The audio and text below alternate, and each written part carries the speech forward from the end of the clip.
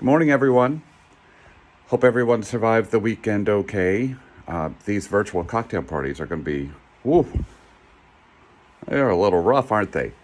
I had two yesterday, some with my besties down in Luray, once we got all the technical figured out.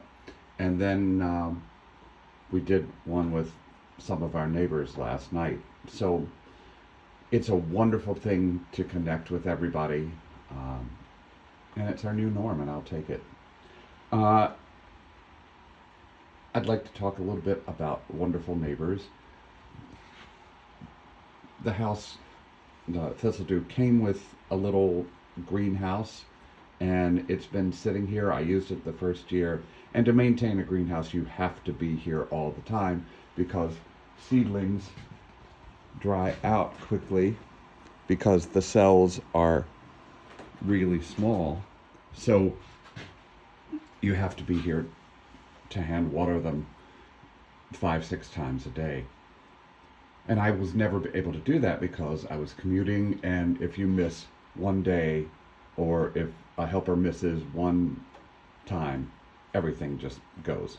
So there's a blessing with this virus, is that I'm able to start seedlings. My neighbor Kurt came down, and we were very good on the 6 feet stay away range, and we each had our own tools, and each were very conscious of what we touched and to not contaminate.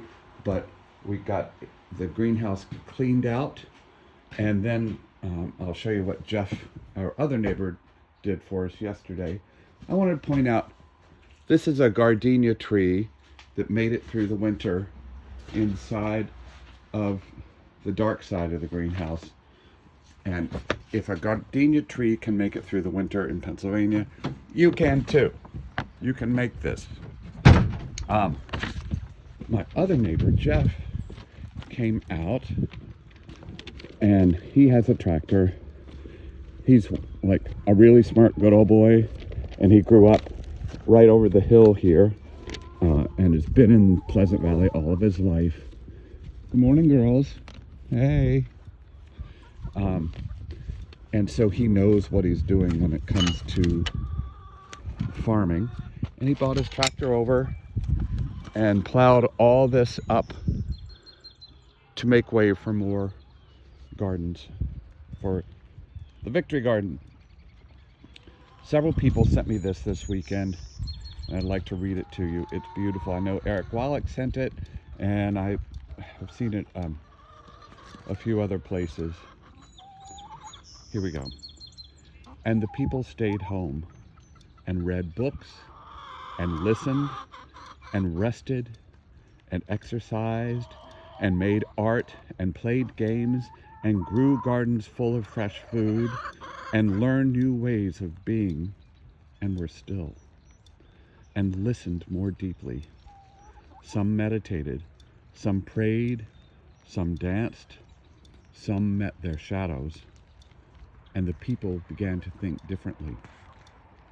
And the people healed. And in the absence of people living in ignorant, dangerous, mindless, and heartless ways, the earth began to heal. And when the danger passed and the people joined together again, they grieved their losses and made new choices and dreamed new images and created new ways to live and heal the earth fully as they had been healed. Isn't that beautiful? I wish I knew who to attribute it to, but there you go. Have a wonderful Monday. We've got a day full of meetings, and we're going to go from there. See you tomorrow.